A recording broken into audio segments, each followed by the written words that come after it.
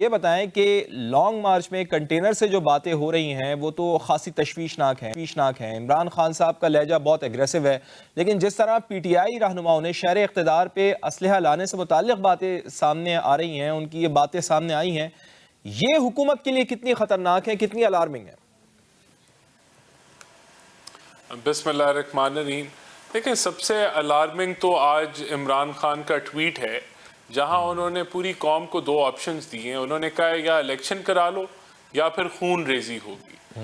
तो यहाँ से ही उनके जो मकासद हैं या जो उनका इंटेंशंस हैं वो क्लियर हो जाती हैं कि इमरान खान का जो ये मार्च है वो किस हद तक एक डेस्परेट सिचुएशन पे या इतनी एक एक्सट्रीम लेवल पे इस मुल्क को जो है वो लेके जा रहे हैं। और उसके साथ जो गंडापुर साहब की जो ऑडियो आपने दिखाई और फिर जो उनके रहनुमा जिस तरह बात कर रहे थे, तो ये चाहते हैं कि कोई तसादुम हो, कोई क्लैश हो, कोई लड़ाई हो और ये जो चीजें हैं वो एस्केलेट कर जाए। असल में मामला क्या है? देखिए, मामला ये है, इमरान खान कहते हैं कि इलेक्शन जल्दी करा दो क्योंकि ये एक जो है आलमी साजिश के जरिए जो है हुकूमत आई है।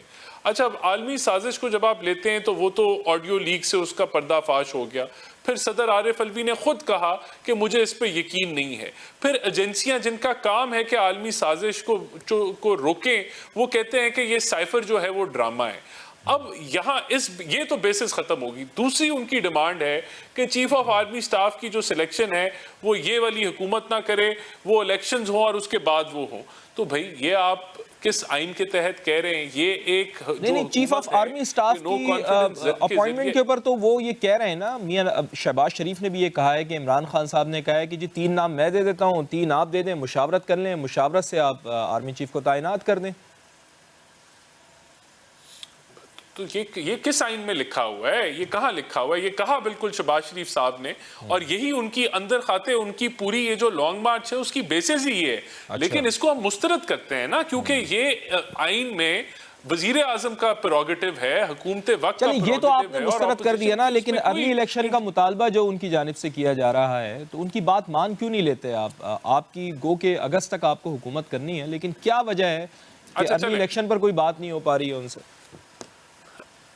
चलें, अगर हम उनकी बात मान लें, जिस तरह वो कह रहे हैं कि एस्टैब्लिशमेंट जो है हम उससे बातचीत में हैं, हम इनसे तो बातचीत भी नहीं करते, हम इस चीज को एक अज्यूम करते हैं कि सारे टेबल पे बैठ जाते हैं और हम मान जाते हैं कि अली इलेक्शन हो जाए क्योंकि इमरान खान इतनी बड़ी थ्रेट इस मुल्क के लिए बन गया, उनको लगता है वो पॉपुलर हैं, हम उनकी बात मान लेते हैं और अगली हुकूमत भी आ जाती है। फिर ऑपोजिशन निकल आएगी कि मेरी ये डिमांड्स हैं, आप दोबारा इलेक्शन करा दें। तो क्या ये मुल्क के अंदर जो पार्लिमानी जमहूरियत का निज़ाम है, आप उसको ख़त्म करना चाहते हैं? और आप जो है ऑपोजिशन के अंदर किसी बंदे को लगे कोई भी वजह बना के, कोई भी झूठा फरेब बयानिया लेके वो कहे कि भाई मेरी ये डिमांड्स है वरना मैं इस्लामाबाद आऊँगा और मैं इस्लामाबाद को जाम कर दूंगा, आप इलेक्शन करा दें। क्या इस तरह मुल्क चल सकता है?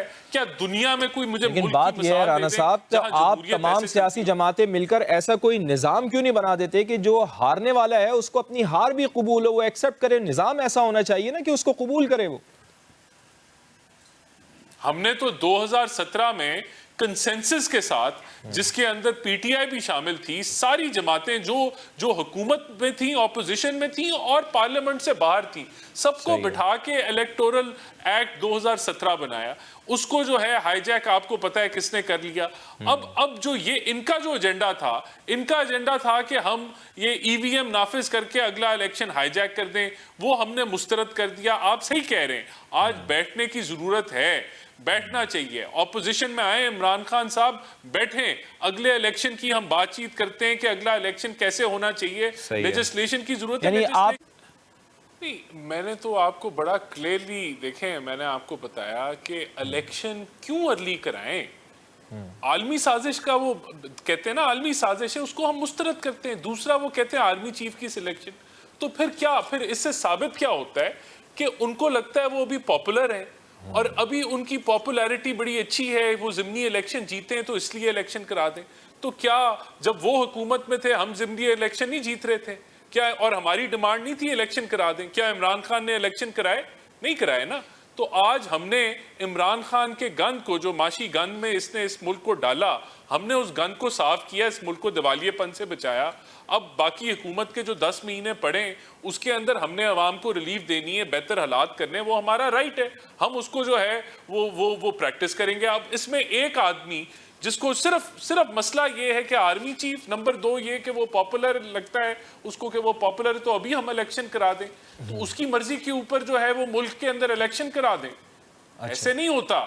चले ऐसा नहीं होता, लेकिन आज मियां मोहम्मद नवाज शरीफ साहब ने भी ट्वीट की है। उन्होंने ये कहा है कि इमरान खान साहब को फेस सेविंग नहीं देनी है, और मैंने मियां शहबाज शरीफ से कह दिया है कि ये 10 लाख बंदों की बात कर रहा था, 2000 बंदे ये लेके नहीं आए, अगर 20,000 बंदे भी लेकर आ जाए, ये जत्था भी लेकर आ जाए, तो इनको फेस सेविंग नहीं देनी है। तो क्या जब मियां नवाज शरीफ साहब ये बात कर रहे हैं तो फिर इसका मतलब तो ये हुआ ना कि कहीं बैकडोर पे मुज़ाकरात हो रहे हैं? तो क्या वाकई मुज़ाकरात हो रहे हैं? बस मुझे इतना बता देंगे। अब मेरी बात सुने, देखें इसके साथ होना क्या है। अभी ये जो इसका लॉन्ग मार्च है ना, इसकी लंबाई जो है वो 200 मीटर की है या शायद 500 मीटर की है, ज्यादा से ज्यादा चलें आप दे दें तो 1 किलोमीटर की इसके लॉन्ग मार्च की जो है वो लंबाई है।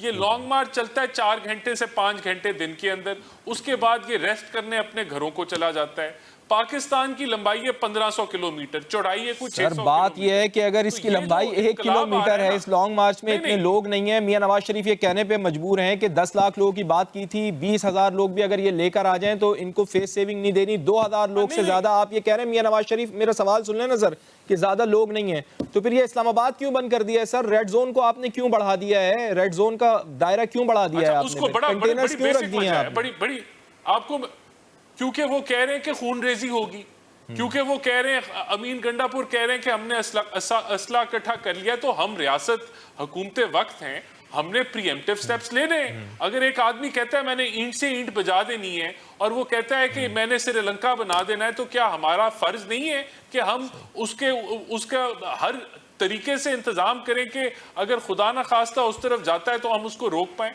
तो हमने बंदोबस्त किया हुआ है। होना क्या है? होना ये है कि ये आएंगे इस्लामाबाद, हम इनको जगह भी दे देंगे, वहां बैठे जिस तरह मौलाना फजलुर रहमान साहब बैठे थे उस तरह बैठे। फर्क क्या है? फर्क ये कि ना ताहिरुल कादरी मौजूद है, ना स्पॉन्सर मौजूद है। ठीक है, लेकिन